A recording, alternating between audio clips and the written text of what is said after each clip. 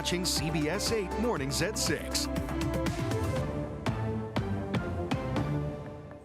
Welcome back here as you're clearing the fog from your brain here from the weekend. It's foggy outside there as well. Just be careful out on the roads. Live look at Hotel Del Coronado right now. You can see that fog out there on the roadways as well. Just be careful. 6 a.m. So glad you're with us on this Monday, everyone. I'm Eric Connard. And I'm Netta Iranpour. We also want to show you video of the fog in Mira Mesa from earlier this morning. So yeah, not too easy to drive through if you are trying to see those road signs and all. Yeah, and some wet roads out there too, depending on where you're misty. at. Yeah, let's get a check with meteorologist Evan Rani here. Some low visibility across the county. Across all of our county, it's pretty widespread from North County down through the South Bay. Visibility under a mile in most spots, under half a mile in Carlsbad and Miramar to start off the morning. We're expecting some damp roads as well as we notice some mist and drizzle. It's pretty light for the most part, but we'll be keeping tabs on it through the morning commute. We are at about a third of a mile as well up Brownfield, half a mile up in Oceanside. This fog should only last for another couple hours with that AM drizzle possible,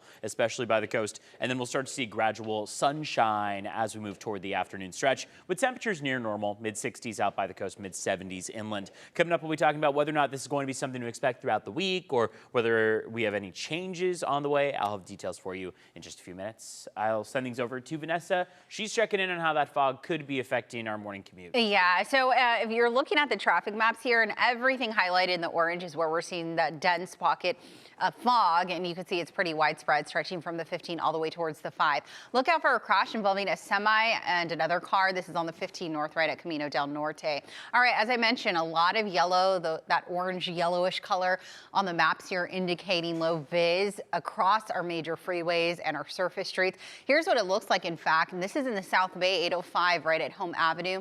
This is the 15 in both directions right at Poway Road. So even from the South Bay all the way to the North County, you're seeing that low vis.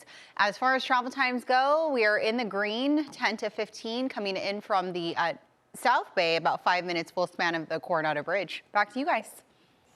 Vanessa, thank you very much. This morning, authorities are investigating what they call an apparent homicide at the Los Angeles home of filmmaker Rob Reiner. Police have not identified the bodies, but sources tell CBS News the deceased are Reiner and his wife, Michelle.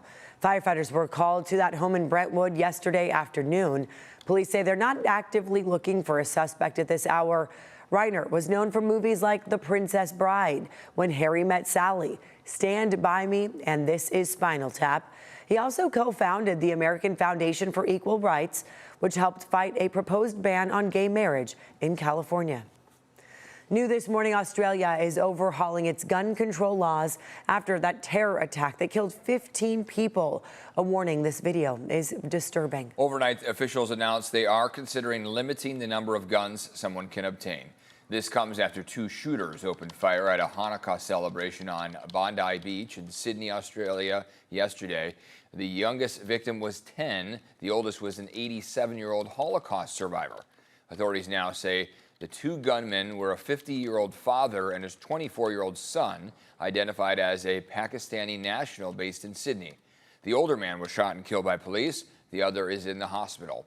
Video posted on social media shows a man identified as Ahmed Al-Ahmed, a local grocer, tackling one of the shooters and taking his gun.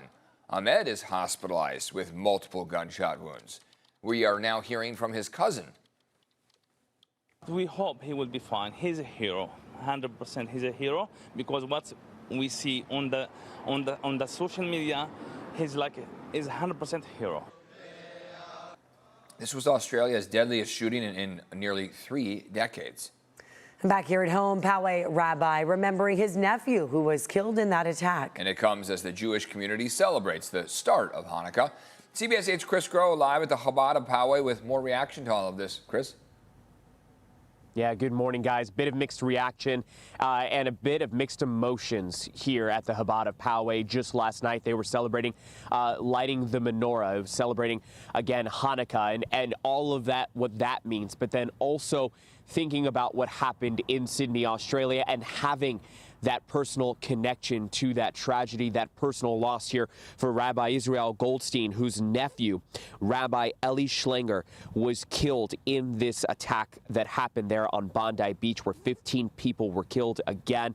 Rabbi Goldstein's nephew, Rabbi Eli Schlenger, killed. Also described, though, as someone with a heart of gold, someone who always greeted people with a smile. And remember, this is also a community here, the Chabad of Poway, that had its own shooting that took place here 6 years ago, an attack on this institution. Someone, again, opening fire here, killing one woman, injuring 3 others, including Rabbi Goldstein himself. We spoke with Rabbi Goldstein. Here's what he had to say. Doesn't break us, makes us. We need to keep that in our mind. You know, Hanukkah is here. Don't pull back, push forward. This is how we respond to evil and darkness. We don't give in to them, because this is exactly what they want. Now, a number of different law enforcement agencies here in San Diego County have responded to what happened in Sydney, Australia. That includes the Sheriff's Department, San Diego Police Department. They said that while they both have not heard of credible threats to any houses of worship, again, many denominations, but houses of worship, they are saying that they are going to be increasing patrols in light of what happened. We also understand the Chabad of Poway still going to be having an event tomorrow. I should say here throughout this week, obviously celebrating Hanukkah as we move forward. Back to you in studio. Okay, thank you very much, Chris. Now this morning, at least one local event is canceled in the wake of the attack in Australia.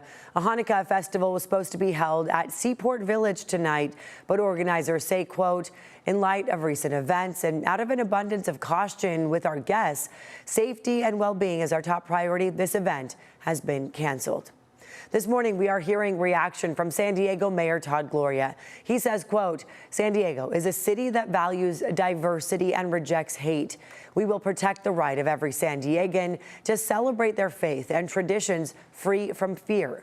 We choose peace, we stand together, and we will not allow violence or anti-Semitism to divide us. This morning, a person of interest in the Brown University shooting is no longer in custody. Police in Rhode Island say they released the person after evidence pointed in a different direction. They are still looking for the suspect, but say there is no immediate threat to the community at this time. 2 people were killed, 9 others were injured in the shooting, which happened Saturday during a final exam review session. Video shows police rushing into a library where students had sheltered in place. Police! Providence police! The officers then escorted students to safety. Back here at home, a 15-year-old boy is dead after he was struck by a car in Mira Mesa. Police say the area was foggy at the time of the crash, which happened around 11:10 Saturday night at the intersection of Camino Ruiz and Hydra Lane. Officers say the boy died at the scene. The driver of the SUV was not hurt, and investigators do not suspect that driver was under the influence. It is another foggy morning out there. National Weather Service has some important reminders for drivers. Slow down and allow extra time to get where you are going. Use low beam headlights. Don't put on the high beams. Leave distance between you and the car in front of you. And if you can't see in the dense fog, turn on your hazards and pull into a safe location. Yeah, pretty thick in some parts here. I noticed along the 15 corridor, there was spots where you could potentially miss your sign if you weren't really paying attention or know the drive. Yeah. We do it so often that it's, just becomes second nature, but still. But hey, do reduce your speeds a bit. Beware the damp roads, might be a bit slippery out there. Just practice defensive driving, as we call it, especially in areas where that visibility is below a half mile, quarter mile in some cases. So be prepared for that, especially closer to the coastline. As far as your current temperatures go, we are chilly in Ramona. We dropped by another 5 degrees in just the last hour or so. We're down to just 33, 1 degree away from freezing. Temperatures closer to the coastline are in the 50s, 45 in Fallbrook, 44 in Escondido. Here's the almanac showing that this afternoon should take us to about 68 degrees, a few degrees warmer than average. Inland valleys are more likely to be in the 70s, which will be closer to 10 degrees above average, especially as we get toward the middle of the week and we see some additional warming,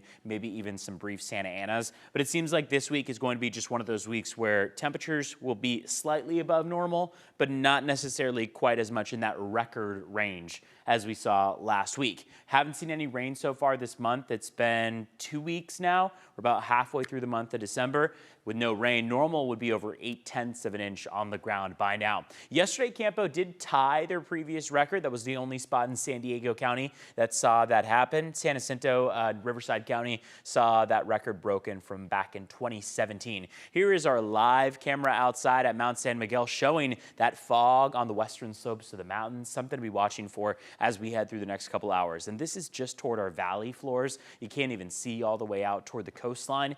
So that is one of these mornings where we're going to be watching for that dense fog. Over the next hour or so, we should start to see some of that fog lift, and then it will gradually continue to deteriorate as we get toward 8, 9, 10 a.m. Forecast highs mostly in the 60s by the coast, 70s as we look inland, 75 in Escondido and Fallbrook, 73 in RB this afternoon. Vanessa's standing by. She's looking at how traffic is looking this morning and how fog could be playing a role in that too. Yeah, we are dealing with some low vis out there across our major freeways. But first, I want to give you an alert about a crash involving a semi as well as another vehicle. This is on the 15 North at Camino del Norte. It's on the northbound end, but it could cause slowing for folks making their way southbound from Escondido headed towards Rancho Bernardo and Rancho Penasquitos. All right, giving you a wider view of the traffic maps. All of that yellow indicates where we're seeing some of the worst fog, and it is widespread from the South Bay all the way towards the North County. In fact, this is what it looks like on the 805. This is coming in from Home Avenue as you make your way northbound in from Chula Vista and National City. And this is a 15 in both directions. You could also see low vis here coming in from Poway Road as folks make their way southbound on the 15 freeway. Travel times right now anywhere between 10 to 15 to get you in from San Isidro as well as National City. If you're traveling across the Coronado Bridge in from downtown towards the old toll booths, about 6 minutes, average speeds about 22 miles per hour.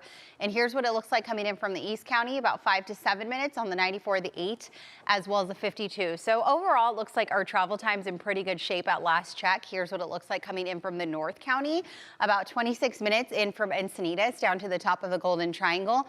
In from Escondido down to the 163 merge, an 11-minute drive, 15 full span, excuse me, of the 78 coming in from the 15. All right, 6:12 is the time. Let's go ahead and see what's happening with your border wait times. We're tracking about an hour drive to get you across the border in from San Isidro's port of entry and close to 2 hours in from Otay Mesa's port of entry. So you may want to opt for San Isidro if you're trying to save time this morning.